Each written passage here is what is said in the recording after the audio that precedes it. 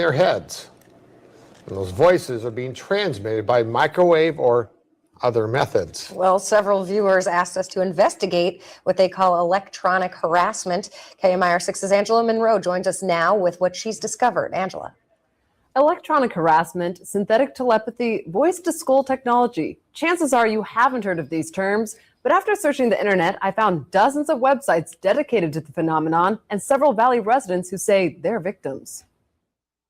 How much more can you invade me than to go into my brain? It sounds like somebody else is reading the book, only it's thoughts. We're not having a group hallucination. This is actually something that's happening. These men all live in the area, didn't know each other before the voices started, and say someone is playing mind games with them. Mostly it's a lot of derogatory comments about whatever you're thinking about. Only time I ever had a whole sentence, he said, "This is not about you," which just frosted me. If it's not about me, what the hell am I going through all this for? Kevin Bond says he used to have a normal life. I was living in the San Diego area, was clerking for a federal judge, and I noticed that I was being followed by a whole bunch of people. According to the websites, what Bond is describing is called gang stalking. He moved to Palm Springs to escape. I started hearing, as you'll hear, hearing voices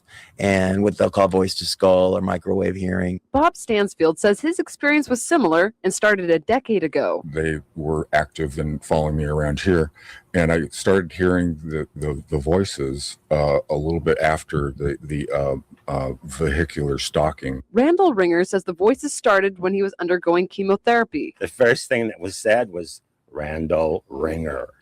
And I sat up straight and I went into the bathroom and I looked in the mirror, looked myself in the eyes, and I said, did that really happen? Bond says he's found more than 300 victims locally and is tracking others across the state through billboards.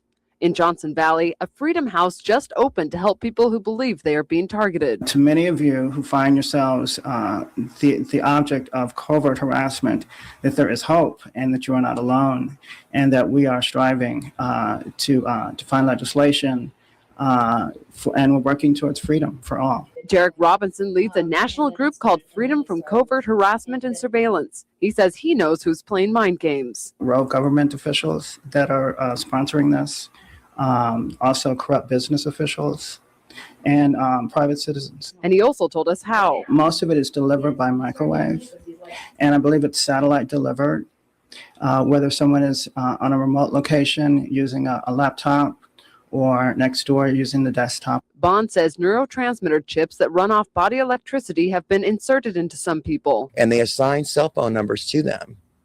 The cell phone numbers are then run through a computer, and a computer translates your thoughts. This crime has been available to the military for 60 years. We sat down with local psychiatrist Dr. Alan Drucker to get his professional opinion. There's no scientific evidence and there's no objective evidence to show that what they believe to be happening is factually true. So what does the doctor believe is behind these voices? Information that I found on many of these websites really confirms or is consistent with what I see in delusional disorders. But these men disagree. I've been to a psychiatrist and they gave me anti-schizophrenia medication and it did absolutely nothing whatsoever. However, Dr. Drucker says delusional disorder has no real medical treatment and is believed to start because of disrupted dopamine pathways in the brain. These pathways then start to fire or get triggered in the absence of actual stimulation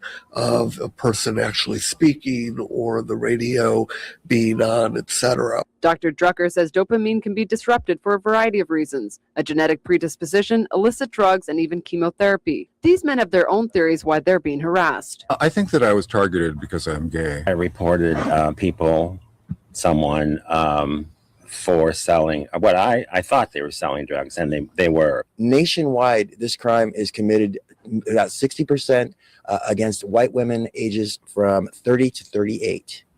But in Palm Springs, it's almost 98% gay men. But it does tend to occur more in populations of individuals who are marginalized or in some way stigmatized in society. But these men disagree and say police and the psychiatric community need to take them seriously. When I worked for the government, I heard a lot of people coming in saying, I'm hearing voices through my tooth.